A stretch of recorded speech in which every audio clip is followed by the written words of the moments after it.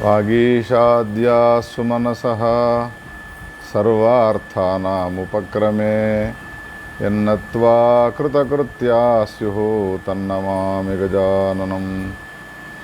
शरदिन्दुविकासमन्दहासां स्फुरदिन्दीवरलोचनाभिरामाम् अरविन्दसमानसुन्दरास्याम् अरविन्दासनसुन्दरीमुपासे। शरदिन्दुसुन्दररुचिश्चेतसि सा मे गिरां देवी अपहृत्य तमः सततमर्थानखिलान् प्रकाशयतु।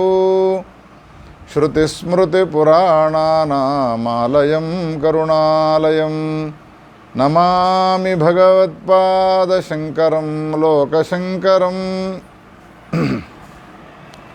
व्यासाय विष्णुरूपाय व्यासरूपाय विष्णवे नमो वै ब्रह्मनिधये वासिष्ठाय नमो नमः। अविद्यारण्यकान्तारे भ्रमतां प्राणिनां सदा विद्यामार्गोपदेष्टारं विद्यारण्यगुरुं श्रेये। य इमं शृणुयान्नित्यं पुरुषार्थसुधानिधिं स हि सर्वपुराणार्थश्रवणस्य फलं लभेत्। श्रीकृष्ण गोविन्द हरे मुरारे हे नाथ नारायण वासुदेव हे नाथ नारायण वासुदेव हर हर शंभो शिव शिव शंकर भूतपते गिरीश महाबज्जलधेरस्मान् उद्धर दीन कृपा जलधे। श्री गुरो पाहि मां परम दयालो पाहि मां। भारती तीर्थ पाहि मां विधुशेखर गौरी शंकर भगवान की जय। जगदम्ब विश्वपालिनी माता की जय। गोपाल कृष्ण भगवान की जय। व्यास भगवान की जय। जगद्गुरु शंकराचार्य भगवान की जय। जगद्गुरु श्री विद्यारण्य भगवान की जय। जगद्गुरु श्री भारती तीर्थ महास्वामी की जय। जगद्गुरु श्री विधुशेखर भारती स्वामी की जय। नमः पार्वती पतये हर हर महादेव हर। परम पावनమైన శ్రీ విద్యారణ్య విరచితమైన పురుషార్థ సుధానిధి అనే గ్రంథంలో ధర్మస్కంధంలోని కథలను మనం వింటూ ఉన్నాం. అందులో గడిచినటువంటి అంకాల్లో పతివ్రతా ధర్మాలను తెలియజేసేటువంటి కథలను అనేక రకాలైనటువంటి ఇతర కథలను కూడా విన్నాము. ధర్మాన్ని గురించి వ్యాసుడు సులభమైనటువంటి రీతిలో సుందరమైనటువంటి ఏ కథలను పురాణాల్లో చెప్పినాడో వాటిని అన్నిటినీ వింటూ ఉన్నాము. ధర్మం అంటే భయపడాల్సిన అవసరం లేదు, అది సులభ సాధ్యమైనటువంటిది అనే విషయాన్ని తెలియజేయడానికి. ఈనాడు మనము భార్యాతీర్థము అనే పేరు గల ఈ కథను విందాం. పద్మపురాణంలో వ్యాసుడు చెప్పినటువంటి ఈ కథను విద్యారణ్యుల వారు మనకి పురుషార్థ సుధానిధిలో అందిస్తున్నారు. పితృతీర్థము గురుతీర్థము అని తల్లిదండ్రులను సేవ చేయడమే ఒక ధర్మము అని తెలియపరచడానికి ఒక కథను విన్నాం. అదేవిధంగా గురువును గౌరవించి సేవించడమే ఒక ధర్మము అనేటువంటి విషయాన్ని తెలియపరిచేటువంటి కథలను విన్నాం. ఇప్పుడు భార్యా తీర్థం అనే పేరుతో పద్మపురాణంలో వ్యాసుడు ఉన్నతమైనటువంటి భావాలు కలిగి సుశీల అయినటువంటి పతివ్రత శిరోమణి అయినటువంటి భార్య ఇంట్లో ఉంటే చాలు, ఆమె భర్తను సేవించిన, ఆమెను భర్త ప్రేమానురాగాలతో గౌరవించిన అదే ధర్మము అనే విషయాన్ని తెలియపరిచేటువంటి పరమాద్భుతమైనటువంటి కథను చెప్పుతూ ఉన్నాడు. పూర్వకాలంలో కాశీక్షేత్రంలో కృకలుడు అనేటువంటి పేరు గల ఒక వైశ్యుడు ఉండేవాడు. ఆయన వివాహం చేసుకున్నాడు. సుకల అనేటువంటి పేరు గల అమ్మాయిని వివాహం చేసుకున్నాడు. ఇద్దరూ దంపతులు చక్కగా సంసారాన్ని కొనసాగిస్తూ ఉన్నారు. ధర్మమన్నా ఆచార వ్యవహారాలన్నా ఆ కృకలుడు అనే పేరు గల వైశ్యునికి చాలా అభిమానం. ఎక్కడ సత్సంగాలు జరుగుతూ ఉన్నా, ఎక్కడ పురాణ ప్రవచనాలు జరుగుతూ ఉన్నా కానీ ఆ కృకలుడు వెళ్ళి కూర్చొని శ్రద్ధగా వింటూ ఉండేవాడు. ఒకనాడు పౌరాణికుడు పురాణాలు చెప్పే సమయంలో భారతదేశంలో ఉన్నటువంటి ఎన్ని తీర్థాలు క్షేత్రాలు ఉన్నాయో వాటిని సంచారం చేస్తే మానవుని యొక్క జన్మ సార్థకమవుతుంది, అదొక పరమ ధర్మం అవుతుంది అనే విషయాన్ని విన్నాడు. తీర్థక్షేత్రాల యొక్క మహిమను విన్నటువంటి కృకలుడు యాత్రలు చేయడం కోసమై నిర్ణయం తీసుకున్నాడు. పురాణాన్ని విన్న తర్వాత ఇంటికి వచ్చి తన భార్య అయినటువంటి సుకల అనే పేరు గల ఆమెకు చెప్పుతూ ఉన్నాడు, నేను పురాణంలో ఈనాడు భారతదేశంలోని తీర్థక్షేత్రాల యొక్క విషయాన్ని విన్నాను, అందుకని నేను తీర్థయాత్రలకై బయలుదేరుతాను అని అన్నాడు. అనగానే నేను కూడా మీతో పాటు బయలుదేరి వస్తాను అన్నది.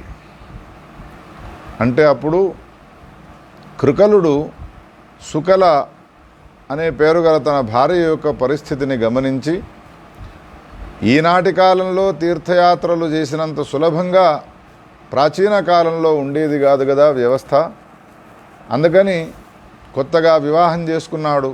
సుకుమారి అయినటువంటి సుందరీమణి అయినటువంటి ఆ భార్యను తన వెంట తీసుకొని యాత్రలు చేయడం తనకిష్టం లేదు.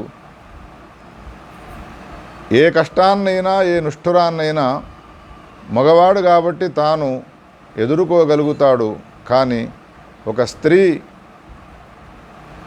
అందులో కొత్తగా వివాహం చేసుకున్నటువంటి తాను ఆ అమ్మాయిని ఇబ్బంది పెట్టడం ఇష్టం లేక, నేనొక్కడనే వెళ్ళి వస్తాను యాత్రలకు, నీవు ఇంట్లోనే ఉంటూ గృహిణీ ధర్మాలన్నిటిని కూడా పాటిస్తూ ఉండు అన్నాడు.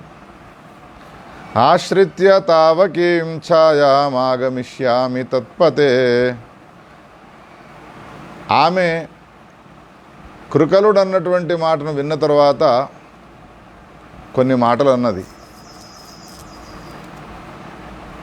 ఏ భార్య కానీ భర్తను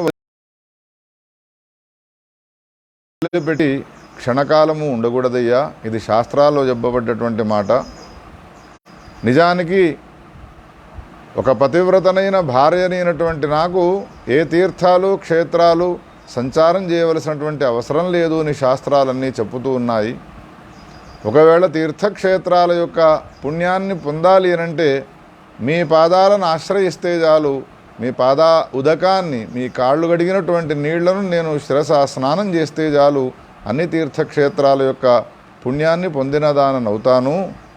కానీ క్షణకాలం కూడా ఒక స్త్రీ వివాహం చేసుకున్న తర్వాత భర్తను వదిలిపెట్టి ఉండకూడదు అని శాస్త్రాలు చెబుతూ ఉన్నాయి. భర్తకు సేవ చేయడం వలన వచ్చేటువంటి ఫలం ఏమిటి అంటే, గంగాది సర్వతీర్థానాం యాత్రాం కృత్వాపి యద్భవేత్ తత్ఫలం సమవాప్నోతి భర్తు శుశ్రూషణాదపి.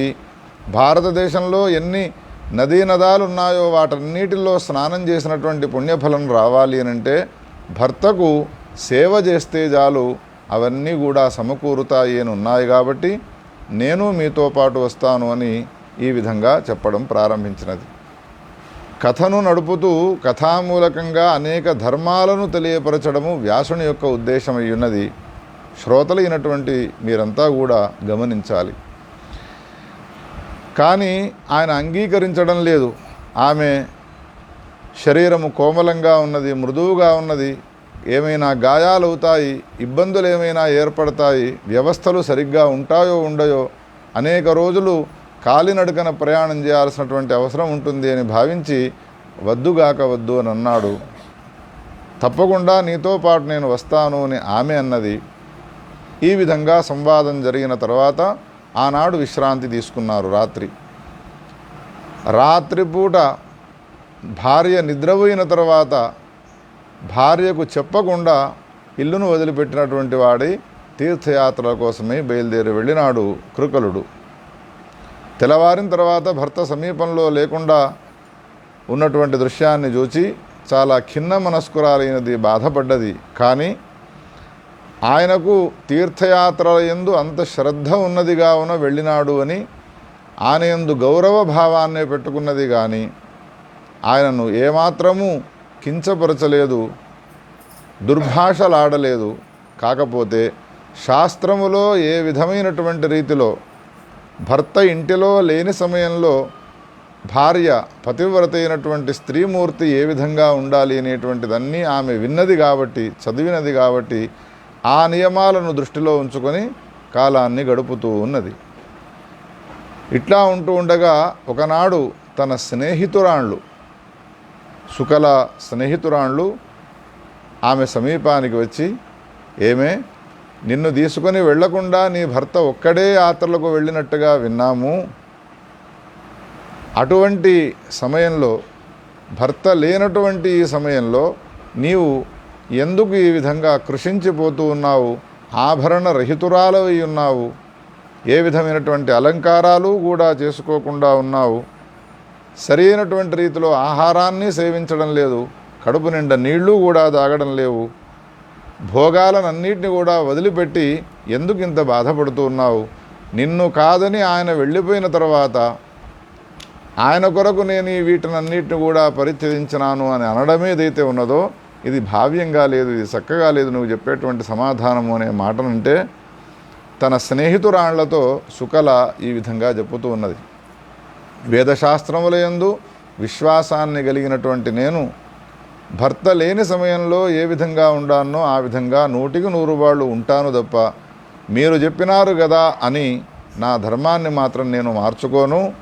ఇంకా నా భర్త వచ్చేంత వరకు ఏ వాటిని నేను వదిలిపెడతానో చెప్పుతున్నాను వినండి అని చెప్పుతూ ఉన్నది. ఘృతం క్షీరం నభోక్షేహం తైలంచ లవణం దధి. నెయ్యిని, నూనెను, పాలను, పెరుగును, ఉప్పును కూడా నేను పరిత్యజిస్తూ ఉన్నాను. నా భర్త వచ్చేంత వరకు ఆహారంలో నేను వీటిని స్వీకరించను. అంతేకాదు తాంబూలాన్ని వదిలిపెడతాను, బెల్లాన్ని వదిలిపెడతాను, ఏకాహారనై ఉంటాను, కొన్ని రోజుల్లో నిరాహారై ఉంటాను, ఏ ఆభరణాలను ధరించను నా భర్త వచ్చేంత వరకు. కాకపోతే నా భర్త నన్ను వదిలిపెట్టి వెళ్ళిపోయినాడు కాబట్టి నేను చాలా బాధగా ఉన్నాను.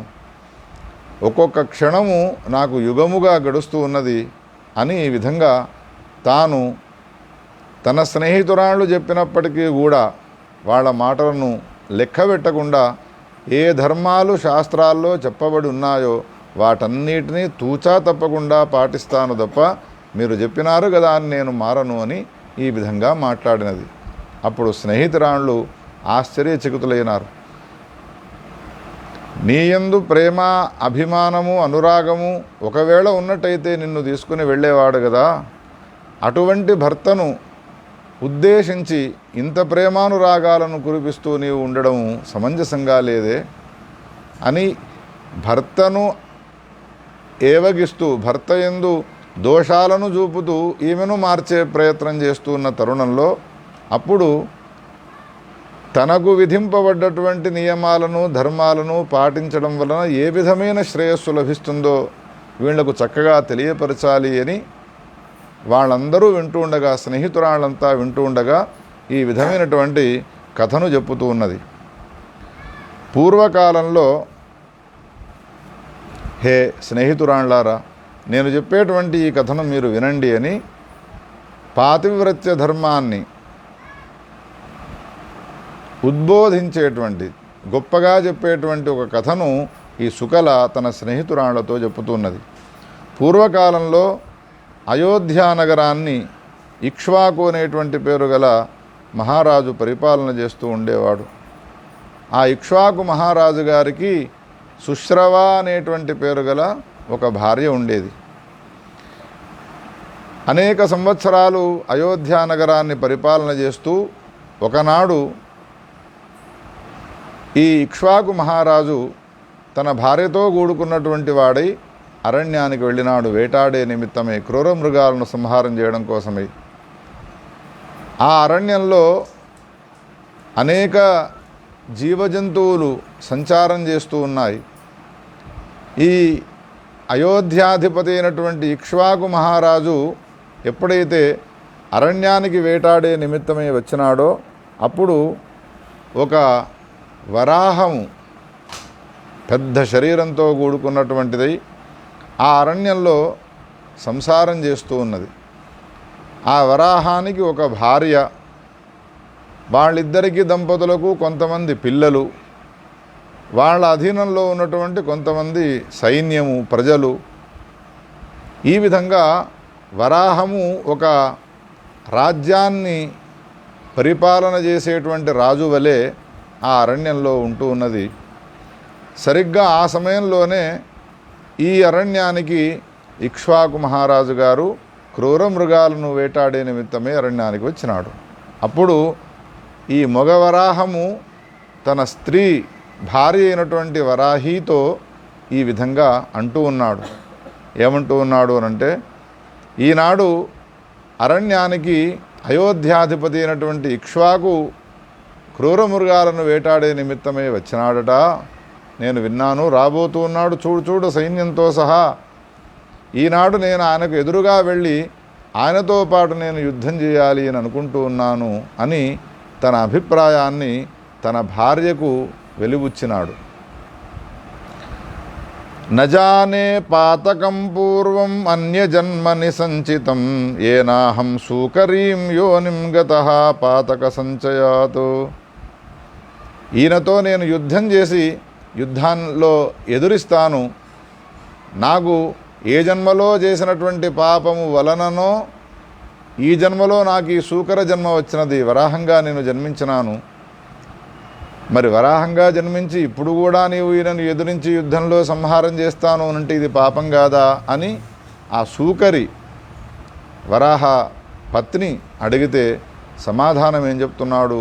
వరాహ రూపంలో ఉన్నటువంటి పురుషుడు, పతి, యుద్ధం అనేటువంటిది ఒక ధర్మం. అది ఆ యుద్ధాన్ని చేయడం అంటే ఒక ధర్మాన్ని ఆచరించడం అనే అర్థము. యుద్ధంలో గనక ఒకవేళ నేను జయించినాను అనంటే అయోధ్యా నగరానికి నేను రాజునవుతాను. వరాహం అనుకుంటూ ఉన్నటువంటి మాట. ఒకవేళ నేను ఓడిపోయినా లేదా అతని చేతుల్లో మరణించినాను అనంటే యుద్ధంలో మరణించినటువంటి వానికి వీరస్వర్గం వస్తుంది అని శాస్త్రాల్లో చెప్పబడ్డది. అందుకని స్వర్గాది లోకాల్లోకి వెళ్ళేందుకు కోసమైనా నేను ఈ పని చేస్తాను అని ఈ విధంగా సంభాషణ చేస్తూ ఉన్నాడు. వ్యాసుడు పురాణాల్లో మానవులతో సంభాషించి మానవుల ద్వారా ధర్మాన్ని చెప్పించడాన్ని పక్కన పెట్టి పశుపక్ష్యాదుల ద్వారా మనకు ధర్మాన్ని తెలియపరుస్తాడు. నిజానికి వాటికి ధర్మాన్ని ఆచరించే అధికారం లేదు. అయినప్పటికీ ఈ కథలు విన్న తర్వాత ధర్మాన్ని ఆచరించే అధికారం లేనటువంటి పశుపక్ష్యాదులే ఈ విధంగా ఆలోచించినాయి. మానవ జన్మనెత్తినటువంటి మనము ధర్మాన్ని ఎంతగా ఆచరించాలి అనేటువంటి భావన మనకు కలిగేందుకోసమై ఆ పురాణాల్లో ఇటువంటి కథలు రాస్తాడు.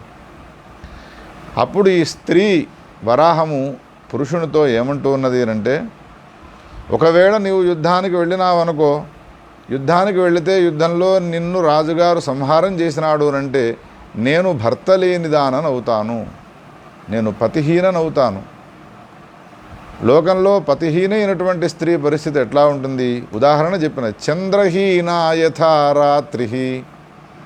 చంద్రుడు లేనటువంటి రాత్రి ఏ విధంగా శోభించదో, పుత్రుడు లేనటువంటి కులము ఏ విధంగా శోభించదో, దీపము లేనటువంటి గృహము ఏ విధంగా శోభించదో, జ్ఞానము లేనటువంటి సన్యాసి ఏ విధంగా శోభించడో, మంత్రము లేనటువంటి మంత్రణ అంటే ఉపాయాలు చెప్పేటువంటి మంత్రులు లేనటువంటి రాష్ట్రము ఏ విధంగా శోభించదో, వేదములు లేనటువంటి బ్రాహ్మణుడు ఏ విధంగా శోభించడో, భర్త లేనటువంటి స్త్రీనైన నేను కూడా శోభాహీననైపోతానయ్యా అందుకని నీవు ఒకవేళ మరణించినట్టయితే నీతో పాటు నేను సహగమనమేనా చేస్తాను కానీ నేను మాత్రము సంసారాన్ని చేయను అని ఈ విధంగా అంటూ ఉన్నది. అని చివరికి ఏమన్నది, నీవు యుద్ధానికి వెళితే నీతో పాటు నేను యుద్ధానికి వస్తాను తప్ప నన్ను మాత్రం ఈ సంసారంలో దింప ప్రయత్నం చేయకు అని స్పష్టంగా చెప్పినది. ఇద్దరూ ఈ విధంగా ఇక్ష్వాకు మహారాజుతో యుద్ధం చేయడానికి నిశ్చయం చేసుకున్నారు. ఇక పిల్లలను పిలిచి ఇద్దరు ఏమంటూ ఉన్నారు అంటే, మేమిద్దరము ఆ మహారాజుతో యుద్ధం చేయడానికి వెళుతున్నాము, అందుకని మీరు వేరే అరణ్యానికి వెళ్ళి తలదాచుకొని సుఖంగా మీరు జీవించండి అని ఈ తల్లిదండ్రులిద్దరూ కూడా తన పుత్రులతో అన్నారు. అప్పుడు ఆ పుత్రులు ఈ తల్లిదండ్రులు పెట్టిన అన్నాన్ని తిని పెరిగిన వాళ్లే కదా, అందుకని వాళ్ళు ఏమంటారు అంటే, యోయాతి పితరౌ త్యక్త్వా యుద్ధే స నరకం వ్రజేత్. ఏ పిల్లలైతే తల్లిదండ్రులు యుద్ధానికి వెళుతున్నారు అని తెలుసుకొని తమను తాము రక్షించుకునేందుకోసమే వేరే అరణ్యాల్లోకి వెళ్ళో లేదా వేరే చోటికి వెళ్ళో శరీరాన్ని రక్షించుకున్నారు అని అంటే వాళ్ళు నరకాన పడిపోతారు. అందుకని వెళితే అందరము సకుటుంబంగా అతనితో యుద్ధం చేయడానికి వెళదాము అని నిర్ణయం తీసుకున్నారు. అందరూ కలిసి అతనితో యుద్ధం చేయడానికి బయలుదేరుతున్నారు. ఆ పక్కన సైన్యంతో కూడుకున్నటువంటి రాజు ఇక్ష్వాకు ఈ వరాహ యూథాన్ని, వరాహ సమూహాన్ని ఎదుర్కొనేందుకోసమై యుద్ధాన్ని ప్రారంభం చేసినాడు. ఏకా అవశిష్టం యుద్ధాయ గచ్చంతం ప్రాహ సూకరి. ఇప్పుడు ఏమైపోయినది, యుద్ధం చేస్తూ ఉంటే ఆ ఇక్ష్వాకు మహారాజు గారి బాణాలకు తట్టుకోలేక అనేక వరాహాలు ప్రాణాలను పోగొట్టుకుంటూ ఉన్నాయి. ఆ సందర్భంలో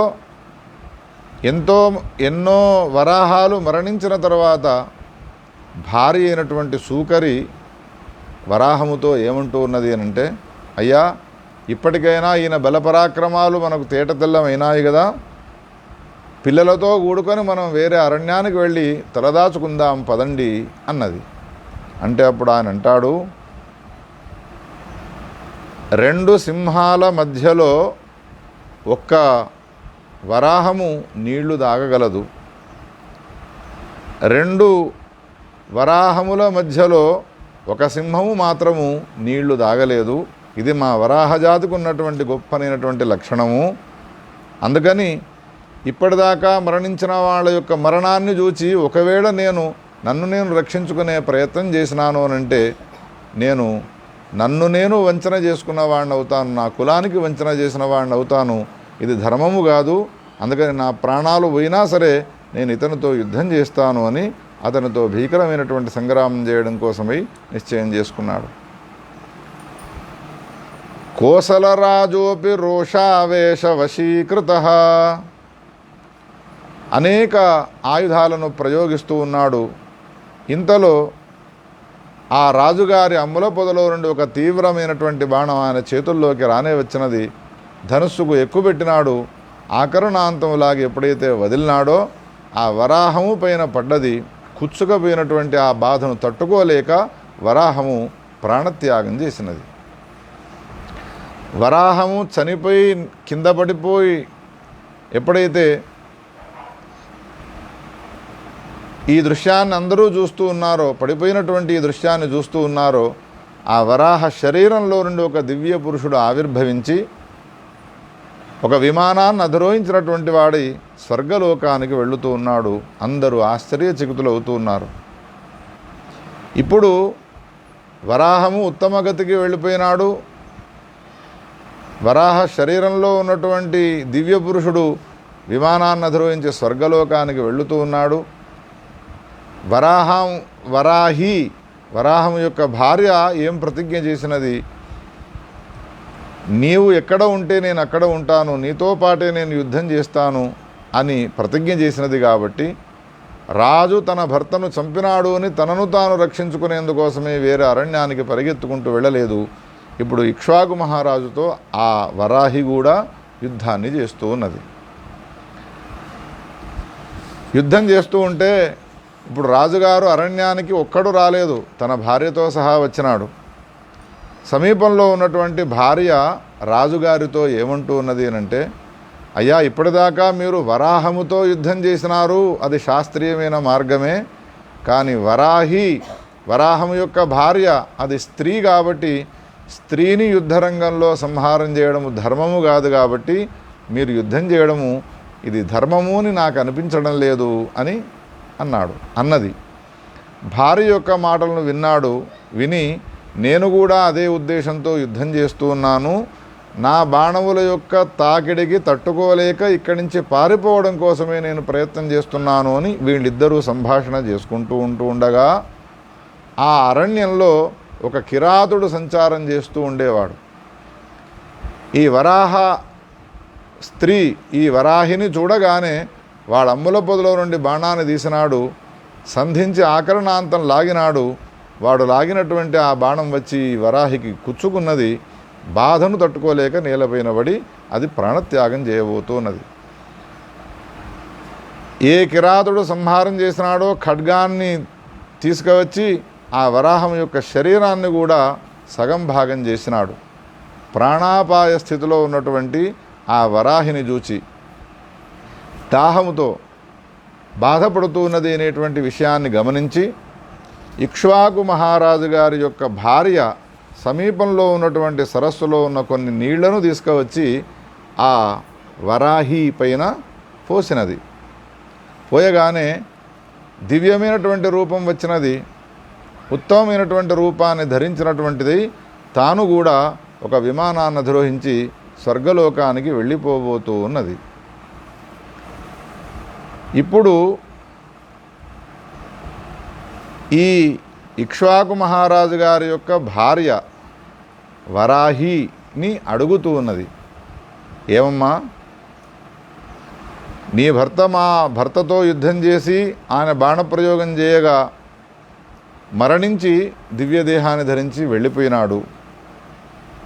నీవు కూడా మరణోన్ముఖురాలవై ఉన్న సమయంలో నేను నా చేతుల నుండి నీళ్లు చల్లగానే నీకు దివ్యదేహం వచ్చినది. నీవు కూడా విమానాన్ని అధిరోహించి ఉత్తమ లోకాల్లోకి వెళ్ళిపోబోతూ ఉన్నావు. ఏమిటి, మీరెవరు, మీ పరిస్థితి ఏమిటి, మీ కథ వినాలనేటువంటి కుతూహలంతో ఉన్నాను, చెప్పమని అడిగితే అప్పుడు చెప్పడం ప్రారంభించినది ఆ వరాహి. పూర్వకాలంలో ఇప్పుడు వరాహద్వయము అంటే వరాహి మరణించినారు కదా వీళ్ళిద్దరూ కూడా. రాజుగారి భార్య అడిగినటువంటి ప్రశ్నకు సమాధానంగా కథను చెప్పుతున్నారు. ఈ వృత్తాంతం అంతా కూడా సుకల అనేటువంటి పేరు గల తీర్థయాత్రలకు తీసుకువెళ్లకుండా వెళ్ళినటువంటి ఆ కృకలుని యొక్క భార్య తన స్నేహితురాలు ఆ గంధర్వుడు గానప్రియుడు కాబట్టి ఈ భారతదేశంలోకి వచ్చి ఒక అరణ్యంలో చెట్టు కింద కూర్చొని గానాన్ని చేస్తూ ఉన్నాడు. అనేక రకాలైనటువంటి రాగాలను ఆలాపన చేస్తూ ఉన్నాడు. ఒక వృక్షఛాయలో అదే అరణ్యంలో ఓ ఋషీశ్వరుడు తపస్సు చేస్తూ కూర్చున్నాడు.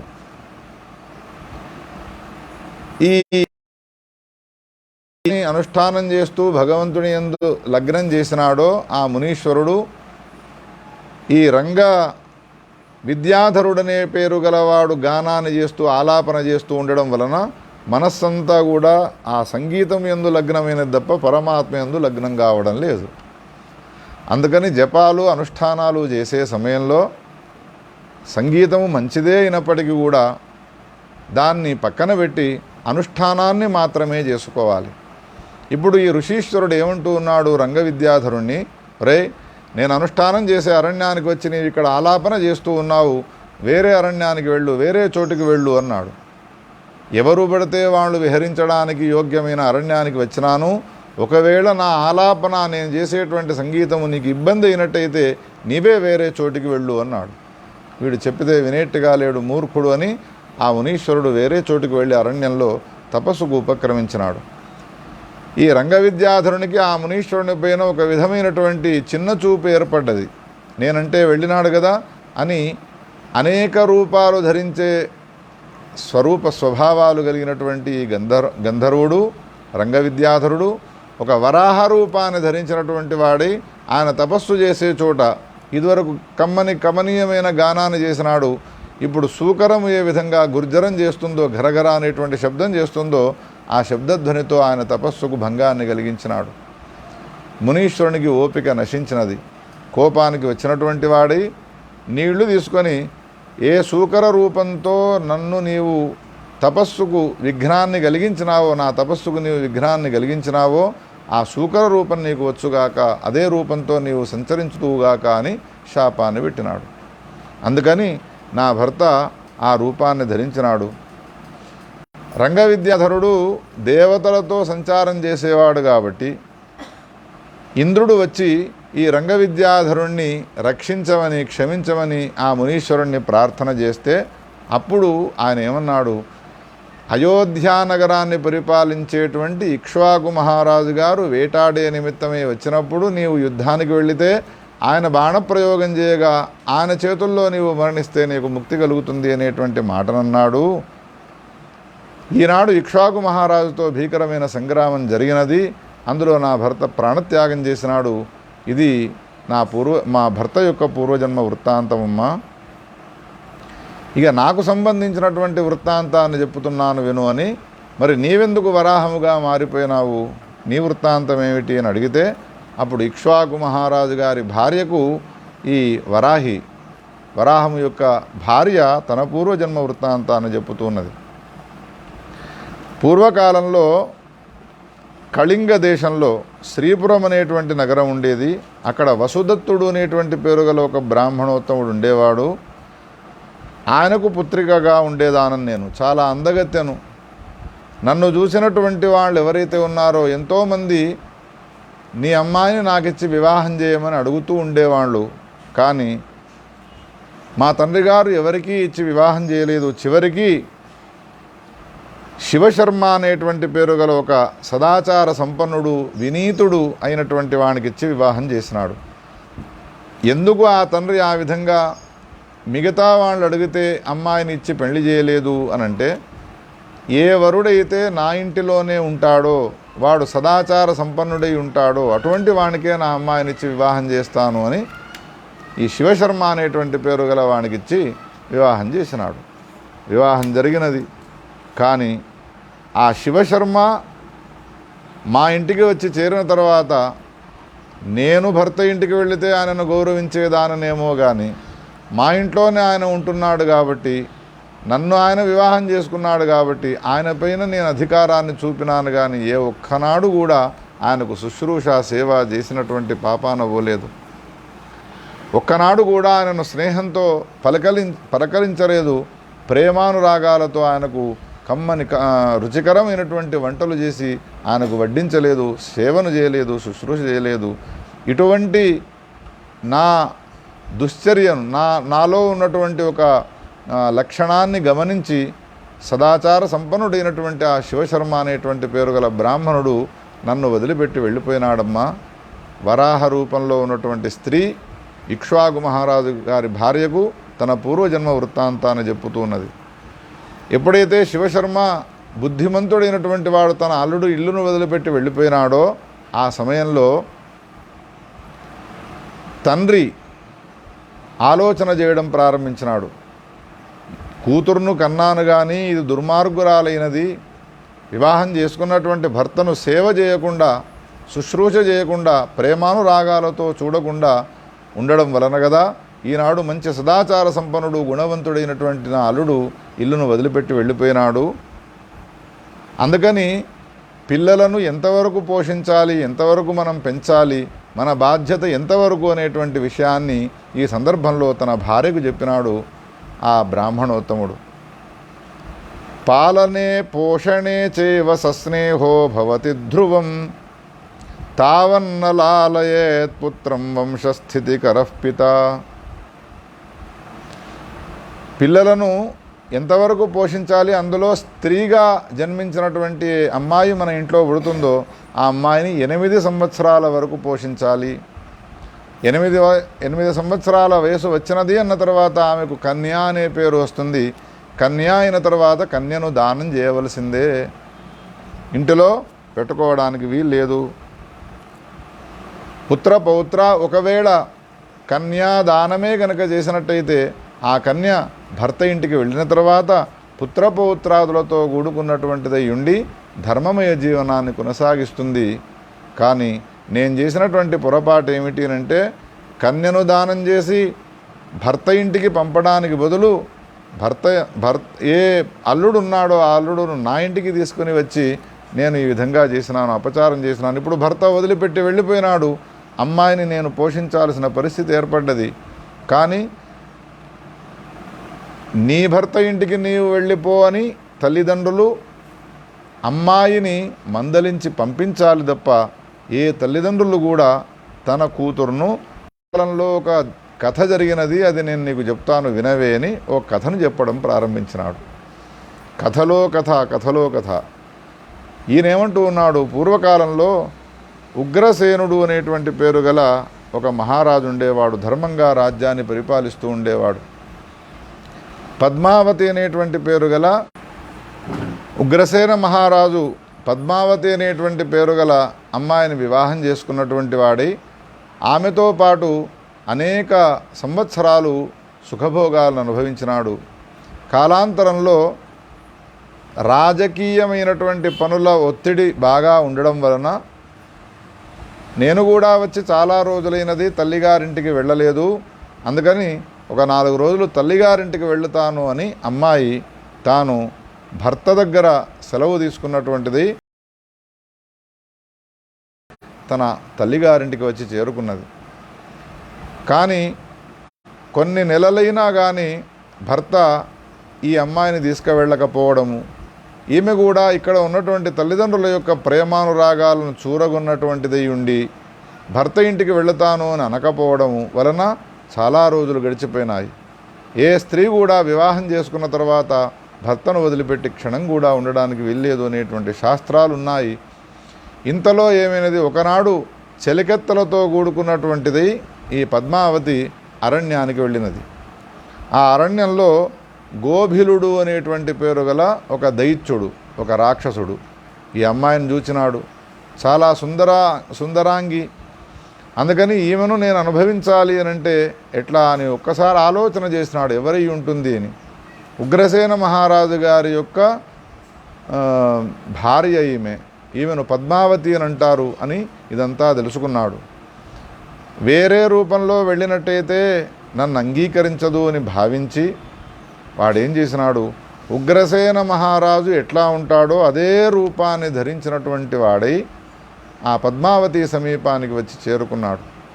చాలా రోజుల తర్వాత తన భర్త వచ్చినాడు అని భావించి ఏమాత్రము ఆలోచించకుండా ఆయనతో పాటు వనంలో విహరించినది, భోగాన్ని అనుభవించినది.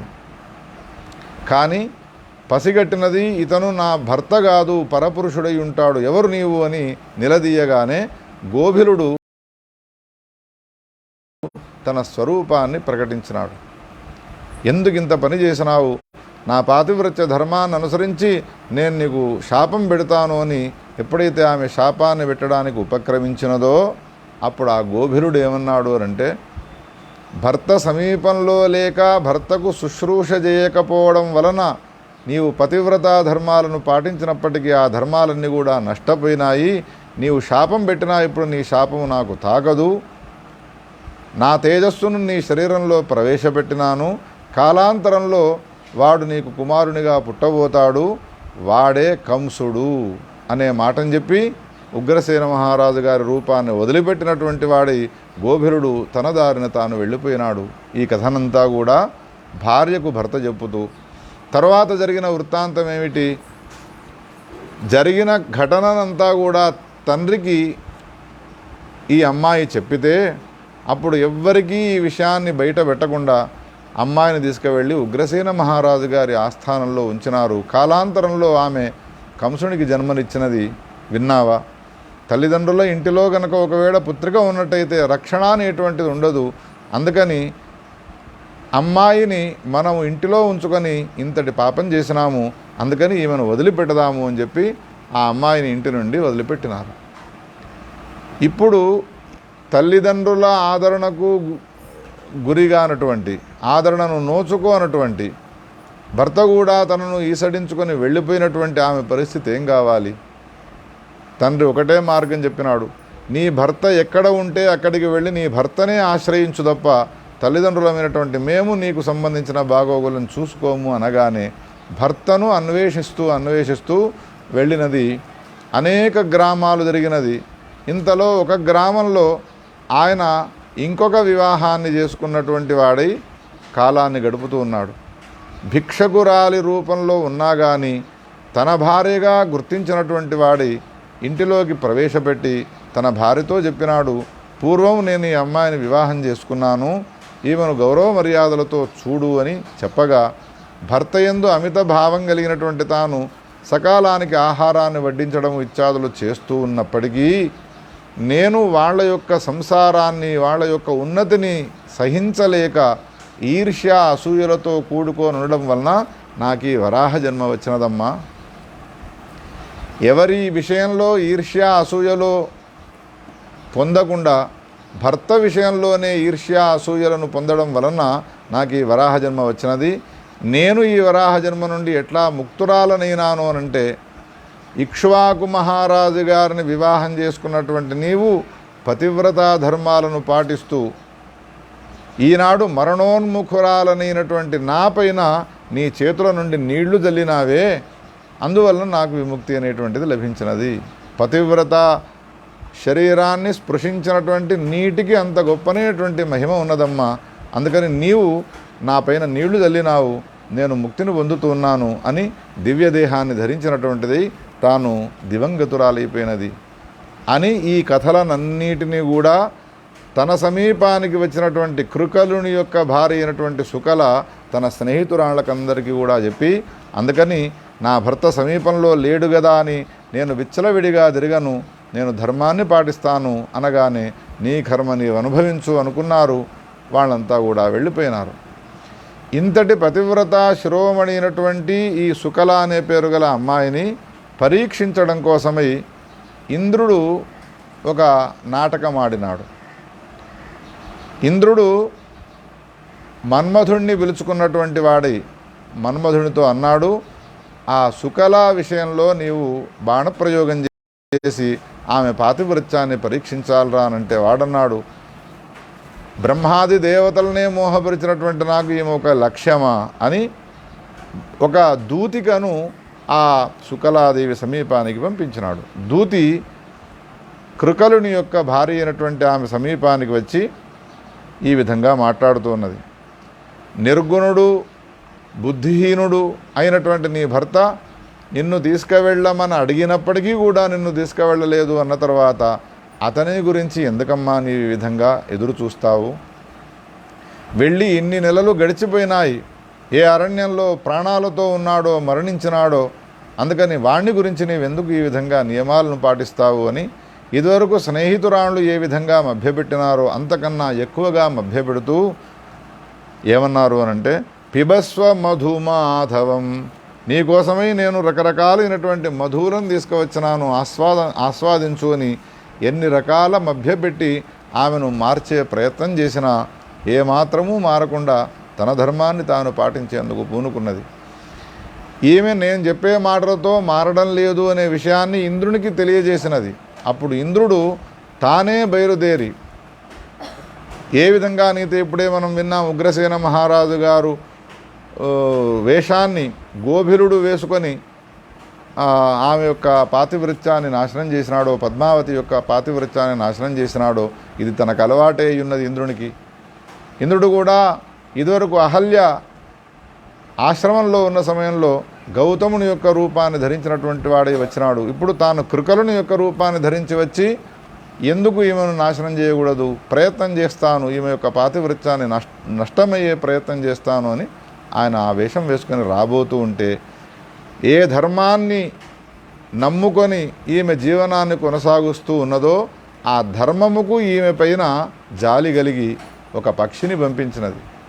ఇంద్రుడు నీ విషయంలో ఇట్లా రాబోతున్నాడు అనే విషయం చెప్పకపోయినప్పటికీ అనతి కాలంలో నీ భర్త నీ సమీపానికి రాబోతూ ఉన్నాడు, అందుకని ఎవ్వరి మాటలు నీవు నమ్మడానికి వీల్లేదు అని ఆ పక్షి రూపంలో ఈ విషయాలన్నిటి కూడా విన్నటువంటిది బహు జాగ్రత్తను వహిస్తున్నది.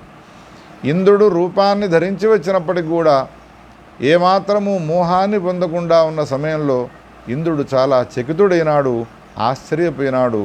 ఆమెకు అనుగ్రహాన్ని ఇచ్చినటువంటి వాడై అంతర్ధానమైపోయినాడు. ధర్మాన్ని ఆచరించేటువంటి వ్యక్తులు ఎవరైతే ఉంటారో వాళ్ళ విషయంలో దేవతలు కూడా దాసులై ఉంటారు అనడానికి ఇంతకన్నా నిదర్శనం ఏం కావాలి? అందుకని ధర్మము చాలా శ్రేష్టమైనటువంటిదనే విషయాన్ని తెలియజేస్తున్నారు. ఈ విధంగా ఆ శుకల తన ధర్మాన్ని ఆచరిస్తూ ఉన్న సమయంలో దాదాపు 2-3 సంవత్సరాలు గడిచిపోయినాయి. భర్త యొక్క వియోగాన్ని పొంది, భర్తను సమీపంలో లేకుండా విరహాన్ని పొందినటువంటిది కాలం గడిపినది. ఇంతలో భర్త తాను ఇంటికి రాబోతూ ఉన్నాడు.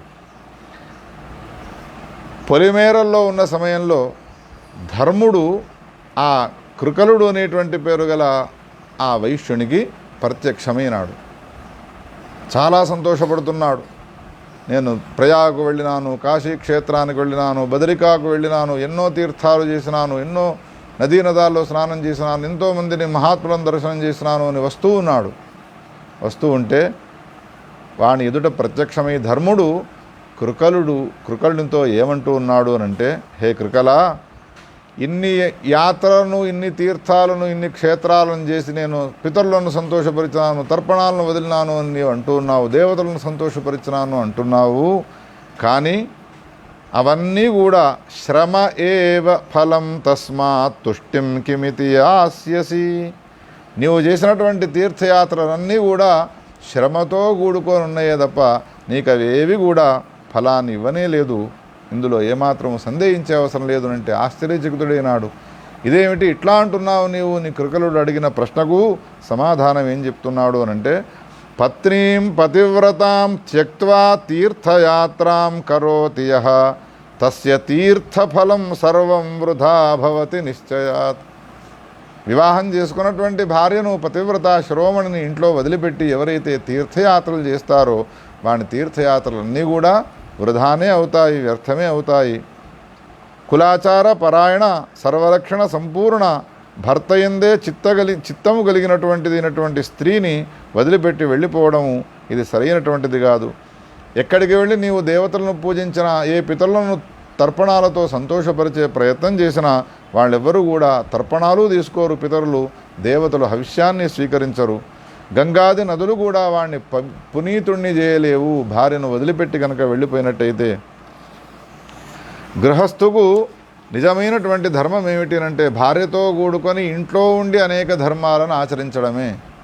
ఇప్పుడు నీవేమంటూ ఉన్నావు, ఏమని సంతోషపడి వస్తూ ఉన్నావు అంటే, నా పితరులంతా కూడా ఉద్ధరింపబడ్డారు, అనేక మంది దేవతలను సంతోషపెట్టి వస్తూ ఉన్నాను నేను యాత్రల నుండి అని అనుకుంటూ ఉన్నావు. కానీ పితరులంతా కూడా దీనవదనులై ఏడుస్తూ ఉన్నారు. ఇన్నేళ్ల నుండి వీడు మాకు శ్రాద్ధాది కర్మలు ఆచరించకుండా ఆకలి దప్పులతో కూడుకునేట్టుగా చేసినాడు అని వాళ్ళంతా ఏడుస్తూ ఉన్నారయ్యా అనంటే ఆకాశాన్ని చూసినాడు, ఆశ్చర్యచకితుడైనాడు. ఇదేమిటి? కాశీలో పిండ ప్రదానం చేసినాను, ప్రయాగలో పిండ ప్రదానం చేసినాను, గయకు కూడా వెళ్ళినాను, ఎక్కడికి వెళితే అక్కడ ఏ విధానాన్ని అనుసరిస్తే ఆ విధానాన్ని అనుసరించి క్రియాకలాపాలన్నిటి కూడా చేసినాను కదా, ఇంకా వీళ్ళకి ఎందుకు ముక్తి రాలేదు అని ప్రశ్న వేస్తే ధర్ముడు ఆయనకు ఒక సమాధానం చెప్పినాడు. తాం వినా తద్గృహే భుక్తాః చోరా ఏవ పితామహాః. ధర్మపత్ని అయినటువంటి పతివ్రత శిరోమణి అయినటువంటి స్త్రీ లేకుండా నీవు ఒక యజ్ఞాన్ని ఆచరించిన దేవతలు దాన్ని స్వీకరించరు. ఒక శ్రాద్ధాన్ని పెట్టిన దేవతలు దాన్ని స్వీకరించరు. ఒకవేళ స్వీకరించినారు అనంటే వాళ్లను దొంగలు అని అంటారు. అంతటి మాటను చెప్పినాడు ధర్ముడే. అందుకని మరి ఇప్పుడు నా పితరులకు అందరికీ కూడా ముక్తి కలగాలి, వాళ్ళకి ఆకలి దప్పులన్నీ కూడా తొలగిపోవాలంటే ఏం చేయాలి అని ప్రశ్న వేస్తే ధర్ముడు కృకలునికి ఒక ఉపాయం చెప్పినాడు. ఇన్నాళ్ళు నీవు పోయి వచ్చినావు, దానివల్ల వాళ్లకు చాలా ఇబ్బందులు కలిగినాయి. పితరులకు వాళ్ళు సంతోషపడాలి అంటే ఇంటిలోకి వెళ్ళిన తర్వాత ఇంట్లో నీవు భార్యతో కూడుకున్నటువంటి వాడి శ్రాద్ధ క్రియాకలాపాలను ఆచరించు, యజ్ఞయాగాది వ్రతాలను ఆచరించు, భార్యతో కూడుకున్నటువంటి వాడు నీకంతా మేలు జరుగుతుంది అని వెళ్ళిపోయినాడు. ధర్ముడు అంతర్ధానమైపోయినాడు. ఈ మాటను విన్నటువంటి తాను ఇంటిలోకి వెళ్ళినాడు. భార్య ఎదుటిగా వచ్చినది, కాళ్ళు గడిగినది, సర్వతీర్థాల యొక్క పుణ్యఫలాన్ని పొందినది. శ్రాద్ధాన్ని చేసినాడు. ఎప్పుడైతే భార్యతో కూడుకొని శ్రాద్ధాన్ని చేసినాడో ఆకాశంలో పితరులంతా సంతోషపడుతూ ఇతన్ని ఆశీర్వచనం చేసినారు, మీ వంశమంతా వృద్ధవుగాక అని. 2-3 సంవత్సరాలు తీర్థయాత్రలు భార్యను వదిలిపెట్టి సంచారం చేసినప్పుడు ఈయన ఇచ్చినటువంటి పిండ ప్రదానాల ద్వారా కానీ ఈయన చేసినటువంటి తర్పణాల ద్వారా కానీ సంతృప్తిని పొందినటువంటి పితరులు ఇంటిలో ఉండి భార్యతో సహా శ్రాద్ధాన్ని చేసినటువంటి కురుకలుని యొక్క ఆ కవ్యాన్ని స్వీకరించినటువంటి వారి ఆశీర్వచనాన్ని చేసినారయ్యా శౌనకాదుషులారా. దేవతలు పితరులు అందరూ కూడా ఆయనకు ప్రత్యక్షమైనారు. ఇప్పుడు నీకేం వరం కావాలనో కోరుకో. తీర్థయాత్రలు చేస్తే దేవతల యొక్క సందర్శనం, విగ్రహాలను చూసి వచ్చినాడు కానీ దేవతలు మాట్లాడిన పాపాన పోలేదు. పితరులు ఏమాత్రము స్వప్నంలో కూడా సాక్షాత్కారాన్ని ఇవ్వలేదు. ఇప్పుడు దేవతలు పితరులు అడిగినటువంటి ప్రశ్నకు సమాధానంగా ఏం వరం కోరుకుంటూ ఉన్నాడు అని అంటే, ఏం వరం కావాలనో కోరుకో అన్న ప్రశ్నకు ఏం వరం కోరుతూ ఉన్నాడు అని అంటే, మీరే కనుక ఒకవేళ సంతుష్టాంతరంగులైనట్టయితే దేవతల యందు పితరుల యందు దృఢమైనటువంటి భక్తి, ధర్మము యందు విశ్వాసము నాకు ఏర్పడాలి. అంతేకాదు పునరావృత్తి రహితమైనటువంటి వైష్ణవ స్థానాన్ని నా పతివ్రత శిరోమణినటువంటి భార్యతో సహా నేను ఆ స్థానాన్ని పొందాలి. అటువంటి వరాన్ని నాకు అనుగ్రహించండి అనగా పితరులు దేవతలు తథాస్తు అన్నారు.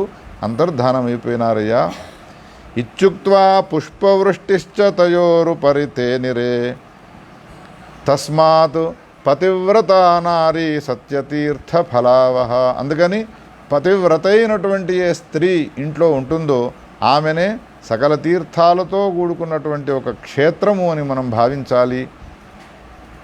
యో భార్యాతీర్థసేవీ స్యాత్ సతు పుణ్యైర్విశిష్యతే నారీతీర్థమిదం ప్రోక్తం. అందుకని ఎక్కడికో వెళ్ళి నేను పుణ్యాన్ని సంపాదించాలి, తీర్థయాత్రాటన చేయాలి, సత్సంగాలు చేయాలి అనడానికి బదులు ఇంట్లో ఉన్నటువంటి భర్తను ప్రేమించేటువంటి ప్రియురాలైనటువంటి తన భార్యను వదిలిపెట్టి సంచారం చేయడం అనేటువంటిది ధర్మము కాదు అని చాలామంది ఏమైనా స్త్రీలకే ధర్మాలు చెప్పినారు, పతివ్రత ధర్మాలని అంటూ ఉంటారు. అసలు భర్త ధర్మం అనేటువంటిది లేదా అని అంటారు. ఇంతకన్నా గొప్పనైనటువంటి విషయం ఇంకేం చెప్పాలి వ్యాస భగవానుడు. భర్తకు ప్రధానమైనటువంటి ధర్మం ఏమిటి అనంటే, పతివ్రత ఉండి తనను ప్రేమించి అభిమానించేటువంటి ఏ భార్య ఉంటుందో ఆ భార్యను గౌరవంగా చూసుకోవడము, ఆమెనే ఒక తీర్థరూపముగా, ఆమెనే ఒక క్షేత్ర రూపముగా భావిస్తూ అన్యోన్య అనురాగాలతో గృహస్థ ధర్మాన్ని పాటించడమున కన్నా ఇంకా ఏమి ధర్మం ఉంటుందయ్యా. ఎవరైతే నారీ తీర్థం అనేటువంటి పేరు గల ఈ కథను వింటారో భక్తిపూర్వకముగా, సతు భార్యా సమాయుక్త సర్వతీర్థ ఫలం లభేత్. భార్యతో కూడుకున్నటువంటి వాడి అన్ని తీర్థక్షేత్రాలను సంచారం చేసి వచ్చినటువంటి పుణ్యఫలాన్ని పొందుతాడు. శ్రద్ధగా ఎవరైతే వింటారో, ముఖ్యంగా స్త్రీలు వింటారో, సుకల అనేటువంటి పేరు గల ఈ ఉపాఖ్యానాన్ని పౌత్రాదులతో కూడుకున్నటువంటి వాడి సుఖాన్ని అనుభవిస్తారు. ఇందులో సందేహించే అవసరం లేదు. పతివ్రత భవేత్ తస్య గృహే లక్ష్మీ ప్రవర్తతే. ఎవరైతే ఈ కథా శ్రవణం చేస్తారో పతివ్రత ధర్మాలను తప్పకుండా పాటించేవాళ్ళు అవుతారు అని ఈ కథనంతా కూడా పద్మపురాణంలో చెప్పినటువంటి ఈ కథను విద్యారణ్యుల వారు పురుషార్థ సుధానిధిలో మనకు ఉద్ధరించి చెప్పి, ధర్మం అంటే మీరు భయపడాల్సిన అవసరం లేదు, ఇంట్లో ఉన్నటువంటి భార్యను ప్రేమానురాగాలతో చూసుకోవడమే ధర్మము, వివాహం చేసుకున్నటువంటి భర్తను గౌరవించడమే ధర్మము, జన్మనిచ్చినటువంటి తల్లిదండ్రులను గౌరవంగా చూసుకోవడమే ధర్మము అని ఇంత సులభమైనటువంటి రీతిలో ధర్మానికి సంబంధించినటువంటి విషయాలను గురించి తెలియజేస్తున్నారు. ఇంకా అనేక రకాలైనటువంటి తీర్థాలను గురించి చెప్పినారు. అవన్నీ కూడా వచ్చే ప్రవచనంలో విందాం. గోపాలకృష్ణ భగవానికి జై.